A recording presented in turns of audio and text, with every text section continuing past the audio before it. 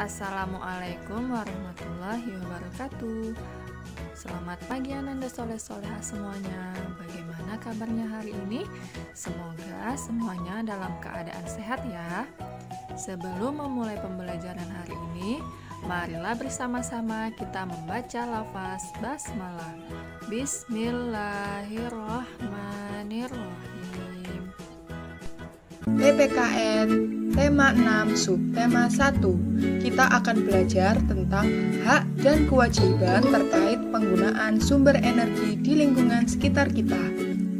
Langsung saja kita simak videonya berikut ini. Air sangat bermanfaat bagi kehidupan manusia.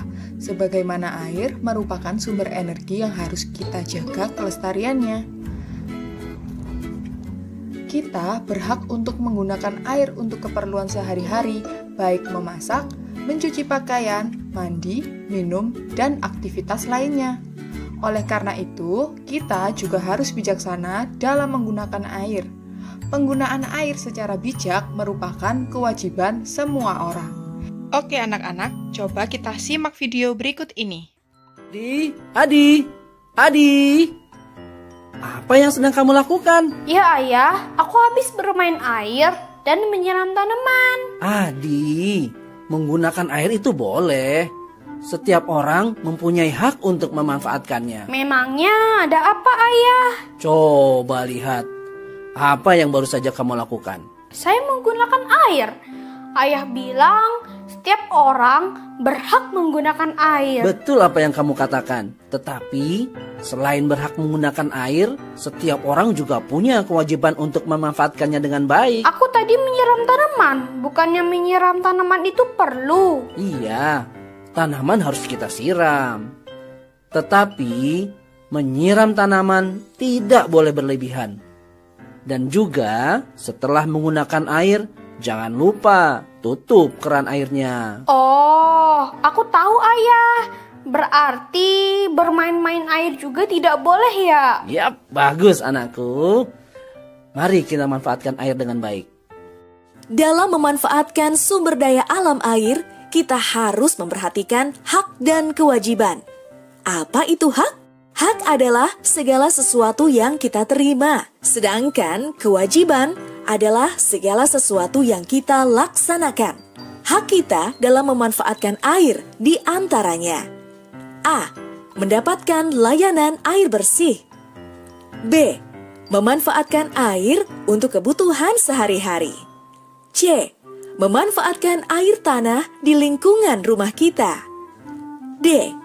Terhindar dari tindakan diskriminasi dalam pemanfaatan air. Kewajiban kita dalam memanfaatkan air di antaranya: A. Memanfaatkan air secukupnya. B. Membuat sumur resapan. C. Mematikan keran saat tidak digunakan. D. Menjaga air sungai tidak tercemar. Nah, ayo mulai sekarang adik-adik memanfaatkan air dengan benar ya. Aku harus cuci tangan setelah bermain. Dan jangan lupa tutup keran air setelah digunakan ya teman-teman. Aku cinta tanamanku.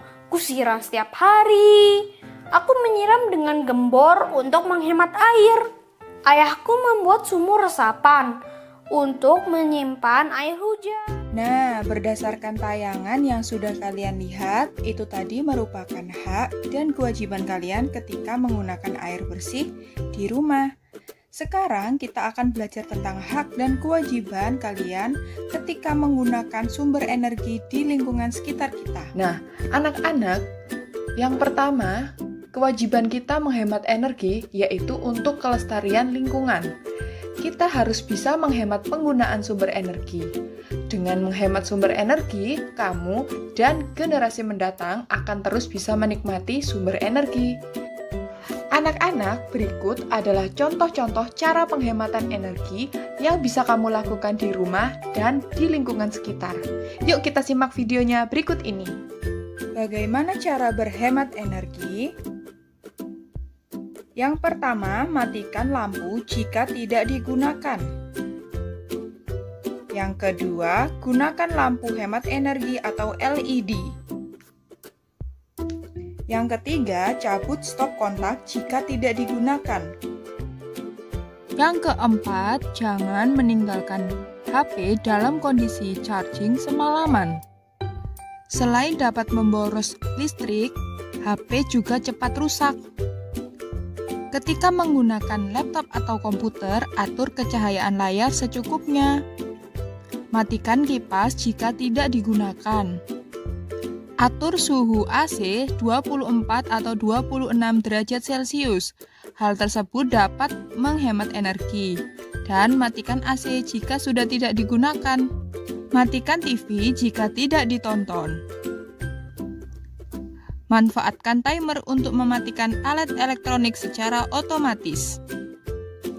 Gunakan api kecil atau sedang untuk memasak karena dapat menghemat energi berupa LPG.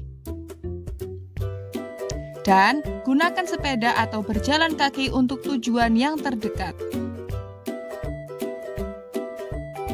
Nah, jika kalian ingin bepergian dalam jarak yang jauh, gunakan transportasi umum atau pergi sekaligus dalam satu mobil. Hal itu dapat menghemat BBM.